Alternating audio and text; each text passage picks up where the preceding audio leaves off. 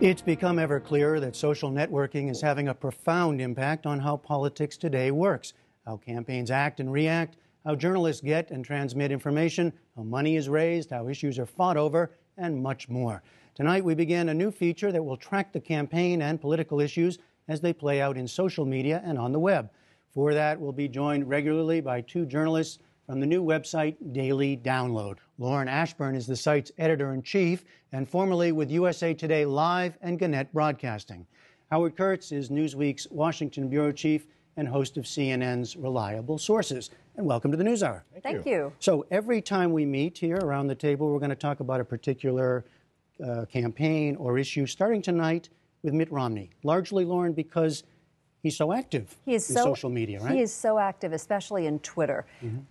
He's taken to it like a duck takes to water. There are so many people on his staff that are responsible for sending out messages that millions of people see, and those messages can be a bit disparaging at times. Even snarky, perhaps? Snarky is a word that we have been bantering about. So it's the underside of the campaign in some ways. It is. It gives the campaign the ability to do things that they might not do on television or in print. They can get jabs in here and say things that are a little bit more cutting and dicey. And this is moment by moment. This is constantly happening for an audience of who are they trying to reach and how? Well, I was going to say it was hour-by-hour warfare, but that would be way too slow for the hyperspeed world of Twitter. I mean, they're trying to reach political junkies, but they're also trying to reach journalists, most of whom are on Twitter and are using it as a source of intelligence, and so the campaigns want the journalists to pick up these messages. So, for example, one of the weapons in this war is called the hashtag, like the pound sign on your phone, and it's a way for users to search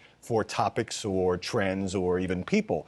So the Romney campaign, when the former House Speaker was surging in the polls, put up this about Newt Gingrich. Okay, let's take a look. Compared himself to Moses, Abe Lincoln, and Pericles, who Newt. And then we have hashtag grandiose Newt, a theme that the Romney campaign very much wanted to go viral, giving the idea that the former speaker has a bit of a swelled head. Attacking each other through this minute by minute. And it's a way that they can also be quite clever. Let's take a look at another example of how this has happened. So Eric Fernstrom is one of the top advisors for Mitt Romney. David Axelrod, one of the top advisors for Barack Obama. They got into a little bit of a Twitter war here, and it had been going on for some time. But here's an example. David Axelrod says, "Dude, none of my business, but shouldn't you be in debate prep instead of trying to explain yourself to me?" And so Fernstrom shoots back, "Ha ha, believe it or not, the economy is an issue where we don't prep Mitt. He preps us." Now, we should note, I suppose, the formal language, dude, right? I mean, Right. This is the way they talk to each other in the Twitter world. Jump in the 21st It can get century. a little bit juvenile. Now, but it's also, for those who don't use Twitter, this is a conversation they're having, but a lot of people are watching. It's right? a private but very public conversation. Anybody can watch. Anybody can follow the campaign. Certainly journalists watch. And sometimes they can be quite clever in these jabs. And that's not, they don't always use a sledgehammer on Twitter. Remember, you only have 140 characters for each message. So Axelrod of the Obama campaign harkens back to a story that has dogged Mitt Romney, for 30 years now, about the family dog. So bad. When the family went on vacation, drove to Canada from Massachusetts, and put the Irish setter in a crate on the roof. And so Axelrod tweets a picture, and the caption is simply, "How loving owners transport their dogs." And I'm not saying that President Obama decided to pose with Bo for orchestrated reasons, but it kind of got the point across about this old Romney story without having to mention it in any way. Right. Say no more, right? Because the rest is out in the air, so that's all they need to say. Right. A lot of this is snide, I think. And when you think of inside the Beltway, I often think of sort of jabs like this. But does it have, I mean, one thing I'm interested in, you talk about trying to reach reporters, right?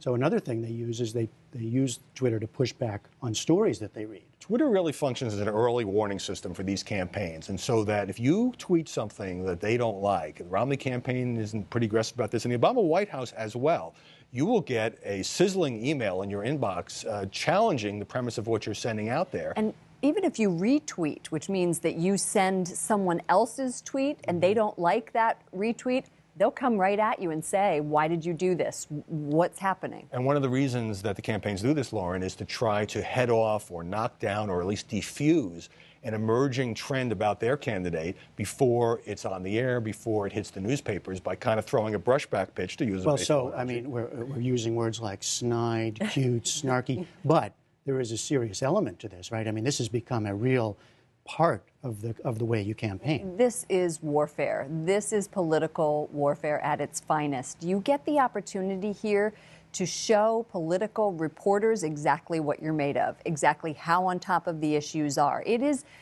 almost, I would say, and you might disagree, as important as debating, at least when it comes to reaching political reporters who are shaping the message of the campaign. Finally, you don't have to wait to be invited on a television interview. You can go directly to all the millions of people who read Twitter, and you can reach them without a filter.